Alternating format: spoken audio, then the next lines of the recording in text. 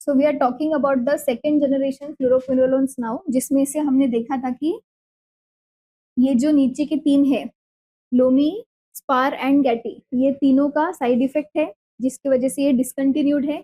तो mainly usage में कितने हैं? 4। फर्स्ट जनरेशन में भी 4, तो 4 एंड 4 इतने तो आपको मतलब क्या, जिसको क्या बोलते हैं, आप जब क्लासिफिकेशन लर्न करोगे तो ये आपको कंपल्सरीली लर्न करते हैं। ओके, तो कौन से हैं? लिवोफ्लोक्सैसिन, जिसको हम अभी जस्ट पढ़ा है, it is the isomer of ofloxacin, तो स्ट्रक्चर सेम ही रहेगा। मॉक्सीफ्लोक्सैसिन, जेमीफ्लोक्सैसिन एंड ट्रूलीफ्लोक्सैसिन, अब इन तीनों के बारे में हमें डिस्कस करना है। ठीक है, चलो तो हेडिंग डालो मॉक्सीफ्लोक्सैसिन का। सो जस्ट लाइक सिप्रोफ्लोक्सैसिन, मॉक्सीफ्लोक्सैसिन के स्ट्रक्चर में भी नाइट्रोजन के ऊपर साइक्लोप्रोपिल वाला सब्स्टिट्यूशन होता है। देन एज एक्सपेक्टेड 6 वाले पोजीशन पे क्या रहेगा? फ्लोरीन रहेगा। ओके, यहाँ पे 8 पोजीशन पे भी सब्स्टिट्यूशन है मिथॉक्सी ग्रुप का। ठीक है, अब डिफरेंस आता है 7th पोजीशन पे जो सब्स्टिट्यूशन है उसमें। जनरली 7th पोजीशन पे हमने अभी तक क्या देखा है, क्या रहता है? पिप्राजिन रिंग रहती है। ठीक है, यहाँ पे पिप्राजिन रिंग की जगह पे दूसरी वाली रहेगी। Okay, so we will draw the structure.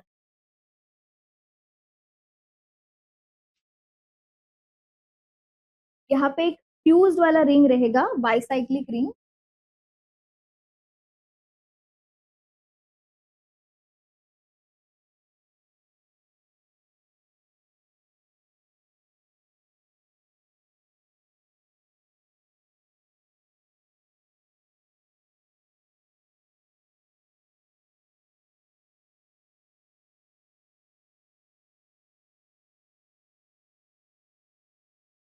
Okay, this is the ring which is present in the structure.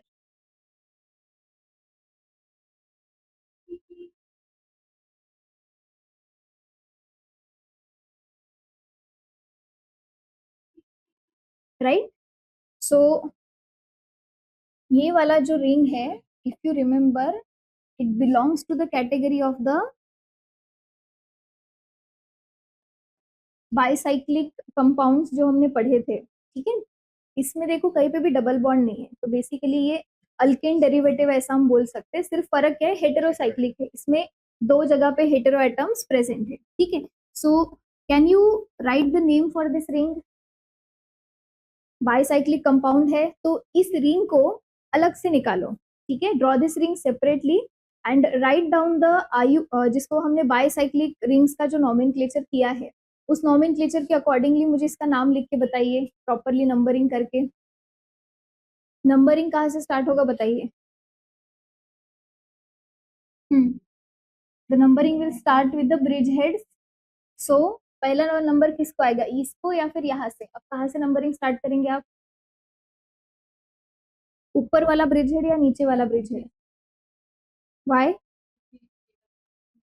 So the nitrogen should get the lowest possible number. ठीक है, तो ये 1, फिर उसके बाद में आपको कंटिन्यू कहाँ, कौन से ब्रिज से करना होता है? लॉन्गेस्ट वाला जो ब्रिज है वहां से। So we will continue in this direction, 4, 5 and next वाला ब्रिज हेड, फिर उसके बाद में ऑब्वियसली नेक्स्ट वाला कंटिन्यू करेंगे इस तरह से। डन, ये हो गया इसका numbering. Now tell me what will be the name. पहले एंड से बताओ नाम, सबसे एंड में क्या रहेगा? It will be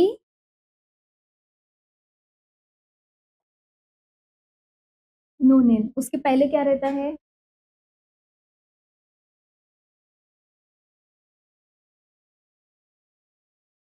what is present below? इसके पहले इसके बिहाइंड क्या रहता है नोनेन के पहले?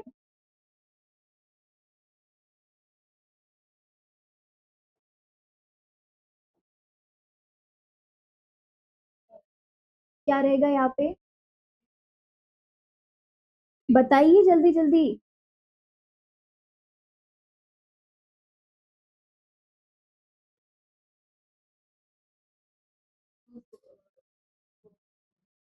टू कहाँ से दिख रहा है आपको बेटा?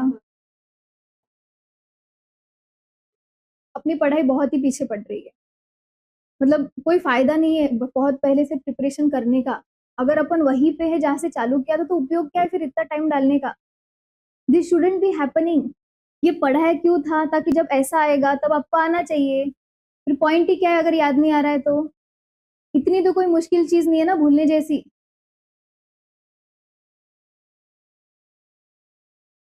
कितने कितने हैं यहाँ पे इस साइड से, यहाँ से, and this is a fused bicyclic ring, so the last number will be 0, क्योंकि इस वाले ब्रिज में कोई भी कार्बन्स नहीं है। इसके पहले क्या आएगा?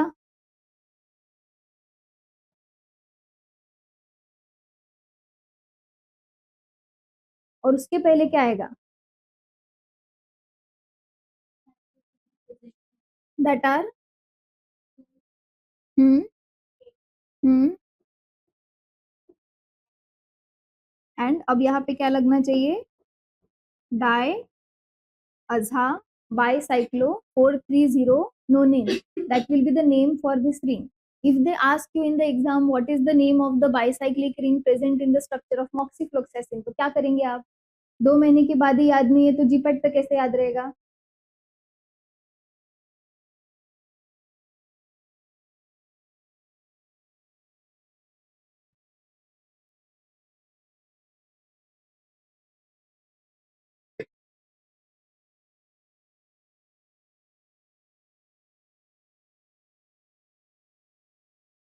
यस, सो ये वाला जो मोक्सीफ्लोक्सासिन है, ये रिलेटिवली थोड़ा सा लॉन्ग एक्टिंग वाला फ्लोरोक्विनोलोन है, ठीक है। उसके बाद में इसकी भी इंपॉर्टेंट पॉइंट वही है जो हमने लीवोफ्लोक्सासिन के बारे में देखा था, कि जैसे levofloxacin has, it is highly active against streptococcus pneumoniae, likewise moxifloxacin and इसके बाद में जितने भी फ्लोरोक्विनोलोन है सेकेंड जनरेशन वाले, they have good activity against streptococcus pneumonia, जिसकी वजह से फिर उनके यूजेस क्या रहेंगे? Yes, mainly respiratory tract infection, ठीक है। तो ये एक कॉमन पॉइंट आपको सेकेंड जनरेशन फ्लोरोक्विनोलोन्स के बारे में याद रखना है कि ये मेनली कौन से बैक्टीरिया के अगेंस्ट एक्टिव है? स्ट्रेप्टोकोकस न्यूमोनी,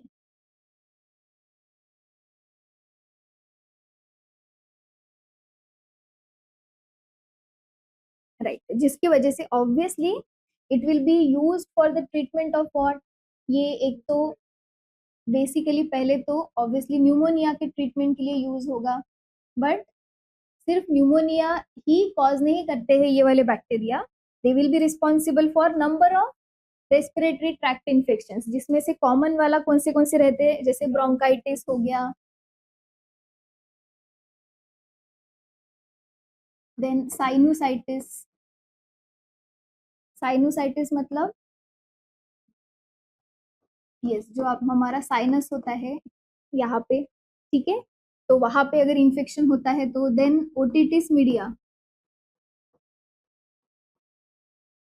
ईयर का इन्फेक्शन।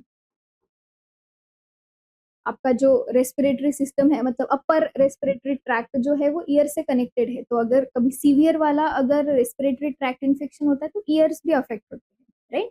तो ये कुछ नंबर ऑफ इन्फेक्शन है जिनके लिए आप इनको यूज कर सकते हो, फाइन। ऑब्वियसली बिकॉज इसकी मेन एक्टिविटी इस बैक्टीरिया के अगेंस्ट ही है, इनको हम अभी यूटीआई के लिए यूज नहीं कर पाएंगे, क्योंकि यूटीआई कॉज करने वाले जो बैक्टीरिया है उसके अगेंस्ट इनकी कुछ ज्यादा एक्टिविटी नहीं है, उसके लिए फर्स्ट जनरेशन फ्लोरोक्विनोलोन ज्यादा काम आते हैं, तो they are not use for UTI, right.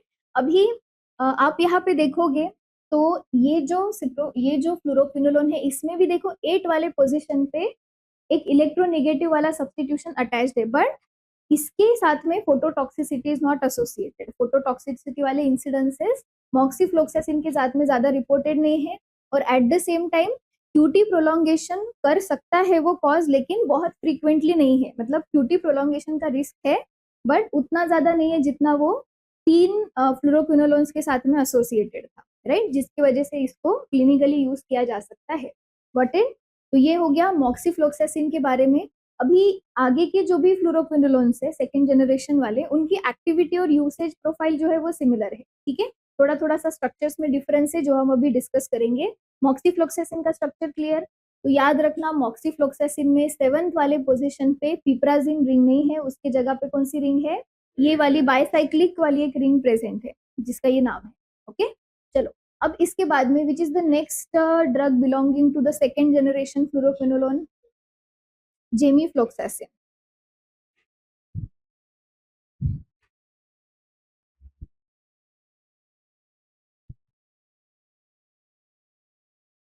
So gemifloxacin, it is considered as a broad spectrum fluoroquinolone because it is active against number of bacteria, gram positive as well as gram negative. Similar to ciprofloxacin, इसमें भी cyclopropyl ring का substitution है. Then sixth position पे क्या draw करेंगे हम, फ्लूरीन वाला group draw करेंगे. और उसके बाद में अब यहाँ पे भी सेवेंथ पोजीशन पे पिपराजिन रिंग के जगह पे यहाँ पे दूसरी वाली रिंग प्रेजेंट है. ठीक है, so we will draw the structure.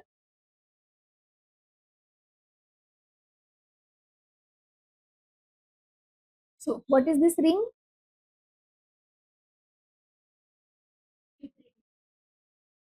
No, it is pyrrolidine ring.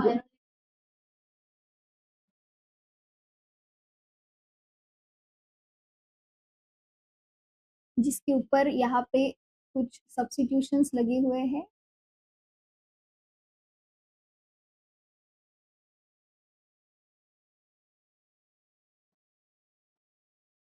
Like this. Okay,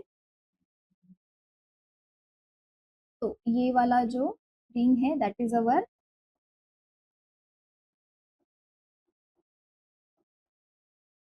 pyrrolidine ring, right. So gemifloxacin के भी वही यूजेस है जो लीवोफ्लोक्सासिन या फिर मॉक्सीफ्लोक्सासिन के है. It is mainly used for community acquired pneumonia.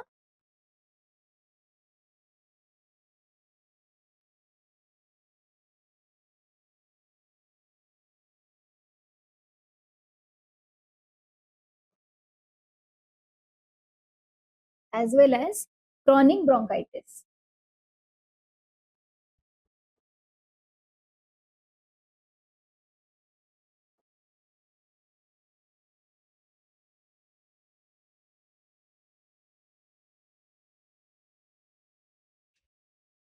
Activity profile सबका similar, highly active against the respiratory tract infections causing bacteria. Okay, done about gemifloxacin. Fine. अभी इसके बाद में लास्ट में which is the next second generation fluoroquinolone, prulifloxacin. ठीक है, तो basically ये जो प्रूलीफ्लोक्सासिन है इट्स एक्चुअली अ प्रोड्रग.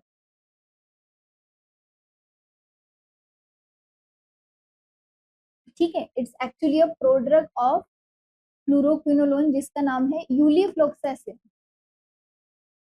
जिसकी वजह से उसका नाम ये वाला है. ठीक है, the P R in the starting of the name indicates prodrug of यूलीफ्लोक्सासिन.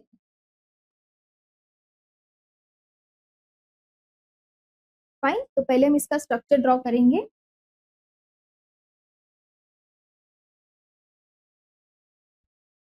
इसका स्ट्रक्चर थोड़ा सा डिफरेंट है.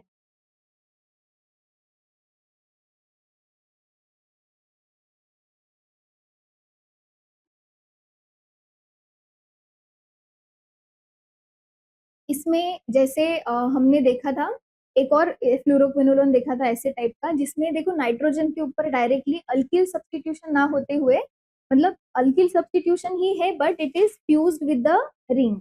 ऐसा हमने और कौन से फ्लोरोक्विनोलोन में देखा है, ओफ्लोक्सासिन के स्ट्रक्चर में. सिर्फ यहाँ पे जो रिंग है वो सिर्फ फर्स्ट वाली रिंग के साथ में फ्यूज्ड है. ओके, और फोर मेंबर्ड वाली रिंग है which contains sulphur and nitrogen. Fine, तो ये हो गया इधर वाला पार्ट. अभी बाकी वाला पार्ट ड्रॉ करते हैं. यहाँ पे फ्लूरीन, यहाँ पे predictably the piperazine ring is present,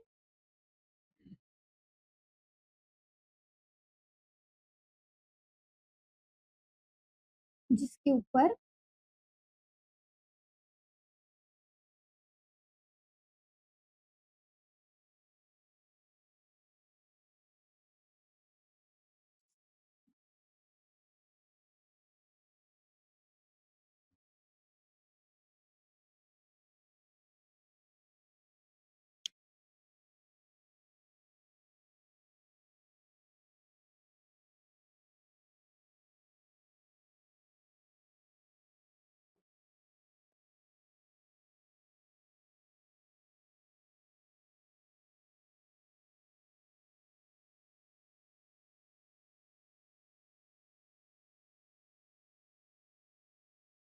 okay, so this is the structure of prulifloxacin. अभी देखो ये प्रोड्रग है, प्रोड्रग है मतलब मेटाबोलाइज होके वो क्या करेगा, उसका एक्टिव वाला मेटाबोलाइट रिलीज करेगा। सो कैन यू गेस कि बीइंग अ प्रोड्रग मतलब इसमें से कुछ तो भी कुछ पार्ट मेटाबोलाइज होके निकल जाएगा, some part will be remove. So can you guess कौन सा वाला पार्ट यहाँ से रिमूव हो जाएगा? ये जो पिपराजिन रिंग के ऊपर जो सब्स्टिट्यूशन लगा हुआ है दैट विल बी रिमूव। ठीक है, मतलब ये वाला जो पार्ट है यहाँ से ये कट ऑफ हो जाएगा, मतलब यहाँ पे क्या होगा, पिपराजिन रिंग जो है वो फ्री पिपराजिन रिंग वहां पे आ जाएगी। Okay, that is what happen. अगर आपने ये रिमूव कर दिया तो you will get the structure of ulifloxacin. मतलब यही एक इसके बारे में मतलब स्पेशल पॉइंट है कि जितने फ्लूरोक्विनोलोन्स हमने देखे उसमें से ये वाला जो है वो प्रोड्रग है। ठीक है, एज ऑफ नाउ इसके ऊपर कुछ कंट्रीज में ये अप्रूव्ड है यूज के लिए। ठीक है, हर जगह पे अभी तक कंप्लीट उसको अप्रूवल नहीं मिला है, मेनली यूएस एफडीए का अप्रूवल अभी तक नहीं मिला है। So it is not clinically marketed in US as of now. ठीक है, तो रिलेटिवली मतलब न्यू वाला है ऐसा आप कंसिडर करो, राइट। सो इसके अच्छे पॉइंट्स ये है कि it does not cause phototoxicity and no QT prolongation associated with its use. उसकी वजह से ये मतलब हम उनकी बेनिफिशियल प्रॉपर्टीज कंसिडर करेंगे। Uses similar to the other second generation fluoroquinolones. Got it? तो ये हो गए हमारे सेकेंड जनरेशन फ्लोरोक्विनोलोन्स का डिस्कशन, राइट। तो यूजेस जो है वो बहुत ज्यादा देखो वेरिएबल नहीं है, generation to generation they are एक पैटर्न है यूजेस का, वो अगर आपने याद रखा तो आपको फार्माकोलॉजिकल यूजेस में बहुत ज्यादा मुश्किल नहीं जाएगी, राइट। अभी इसके बाद में लास्टली हमें ये डिस्कस करना है कि हर एक एंटीबैक्टीरियल एजेंट या फिर एंटीमाइक्रोबियल एजेंट की जब हम बात करते हैं तो हमेशा रेजिस्टेंस वाला प्रॉब्लम आता है। ठीक है, एंड एवरी टाइम जो अलग अलग एंटीबैक्टीरियल एजेंट्स होते हैं उसके अगेंस्ट बैक्टीरिया किस तरह से रेजिस्टेंस डेवलप करते हैं उसके मैकेनिज्म्स भी यूनिक होते हैं। जैसे कि if we talk about beta lactam antibiotics, तो बैक्टीरिया बीटा लैक्टम एंटीबायोटिक्स के अगेंस्ट रेजिस्टेंस डेवलप करने के लिए बैक्टीरिया ने कुछ यूनिक मैकेनिज्म्स अडॉप्ट किए हैं। जैसे कि one of the mechanism is production of the beta lactamase enzyme which causes degradation of the beta lactam ring. ठीक है, उसके बाद में some bacteria alter the penicillin binding proteins which have very low affinity for penicillins, or some bacteria have developed efflux mechanisms, alteration in the porine channels etc etc। Okay, तो ये जो mechanism होता है रेजिस्टेंस वाला, ये हर एक class of antibacterial agent के लिए यूनिक होता है because their mechanism of activity is unique. जो mode of resistance beta lactam antibiotics के लिए रहेगा वो फ्लूरोक्विनोलोन्स के लिए अप्लीकेबल नहीं रहेगा। ठीक है, सो बीटा लैक्टम एंटीबायोटिक्स जिसमें पेनिसिलिन सिफेलोस्पोरिन्स आते हैं उनका मैकेनिज्म ऑफ रेजिस्टेंस हम ऑलरेडी पढ़ चुके हैं। ठीक है, तो वैसे ही फ्लूरोक्विनोलोन्स जो है उनके according to their mechanism bacteria ने उनके अगेंस्ट भी रेजिस्टेंस डेवलप किया है। ठीक है, सिर्फ इनकी अच्छी वाली बात यह है जो हमने पहले भी डिस्कस की थी कि the first quinolone that was marketed that was nalidixic acid, लेकिन उसका डिसएडवांटेज ये था कि बहुत क्विकली नाइलिडिक्सिक एसिड के अगेंस्ट बैक्टीरिया रेजिस्टेंस डेवलप कर रहे थे। उसके बाद में हमने फ्लूरोक्विनोलोन्स फ्लूरिनेटेड वाले एजेंट्स डेवलप किए। ओके, तो फ्लूरोक्विनोलोन्स के against the resistance develops quite slowly, bacteria इसके अगेंस्ट बहुत जल्दी जल्दी रेजिस्टेंस डेवलप नहीं करते। ठीक है, बट स्टिल जो बैक्टीरिया का जो भी रेजिस्टेंस मैकेनिज्म है, मेनली दो टाइप के मैकेनिज्म्स बैक्टीरिया ने अडॉप्ट किए हैं रेजिस्टेंस डेवलप करने के लिए। ऑब्वियसली जो रेजिस्टेंस मैकेनिज्म रहेगा it will be related to the mode of action of fluoroquinolones, right. तो मुझे याद करके बताइए फ्लूरोक्विनोलोन्स का मोड ऑफ एक्शन क्या था, अगर सिंगल स्टेटमेंट में बताना है तो। They inhibit bacterial DNA gyrase. Bacterial DNA gyrase का फंक्शन क्या होता है? To prevent excessive supercoiling introduced during the replication or transcription process. So DNA gyrase prevents that. Okay, fluoroquinolones bind and inhibit DNA gyrase, जिसके वजह से क्या होता है? Ultimately it results in DNA damage होगा उसके एक्टिविटी इनहिबिट होने की वजह से and it will result in death, cellular death होगी, तो आपको बैक्टीरिसिडल एक्टिविटी मिलेगी, राइट। तो इसके अगेंस्ट बैक्टीरिया ने क्या मैकेनिज्म डेवलप किया है? बैक्टीरिया ने depending upon the gram positive और gram negative bacteria, DNA gyrase जो है that will be present in gram negative bacteria, and topoisomerase 4 is present in the gram positive bacteria. So depending upon the type of bacteria, bacteria ने ऐसे DNA gyrase या फिर topoisomerase 4 बनाए हैं which have inherently low affinity for fluoroquinolone. मतलब fluoroquinolone उसको bind नहीं कर पाएगा और उसके वजह से क्या होगा, अगर फ्लोरोक्विनोलोन बाइंड ही नहीं कर पाया तो उसकी एक्टिविटी भी नहीं हो पाएगी. सो क्या किया है बैक्टीरिया ने, they have produced DNA gyrase that have low affinity for fluoroquinolones, जिसकी वजह से they do not bind with fluoroquinolones. और फ्लोरोक्विनोलोन्स के साथ में अगर बाइंड ही नहीं करेंगे तो फ्लोरोक्विनोलोन्स उनको इनिबिट भी नहीं कर पाएंगे. तो इस तरह से this is one of the resistance mechanism that has been developed by bacteria. Okay, दूसरा वाला जो मैकेनिज्म है that is quite common mechanism कि bacteria will develop a mechanism to decrease the permeability of fluoroquinolones into the cell.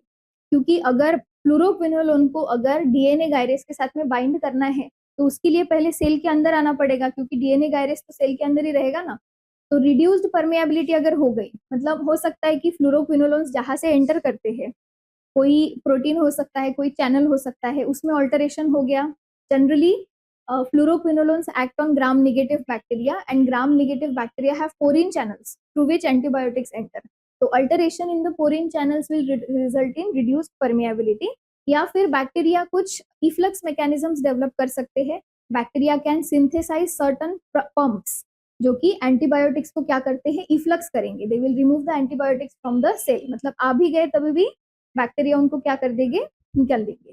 तो ये हो गया दूसरा mechanism of resistance against fluoroquinolones. Mechanism समझ में आए? ओके, इसके ऊपर भी क्वेश्चंस आते हैं. आपको हर एक टाइप का जो एंटीबैक्टीरियल एजेंट है उसके लिए कौन से कॉमन मैकेनिज्म्स है, वो मैकेनिज्म्स आपको याद रखने ही है for every type of antibacterial agents, because they are unique for all. एक टाइप का मैकेनिज्म दूसरे पे अप्लीकेबल नहीं होगा. जैसे बीटा लैक्टामेज प्रोडक्शन, ये इसके ऊपर अप्लीकेबल नहीं रहेगा, राइट. तो हर एक एंटीबैक्टीरियल एजेंट का ये यूनिक रेजिस्टेंस मैकेनिज्म भी आपको याद रखना है. Clear about this? ओके, तो यहाँ पे अभी हमारा फ्लोरोक्विनोलोन्स का डिस्कशन कंप्लीट होता है.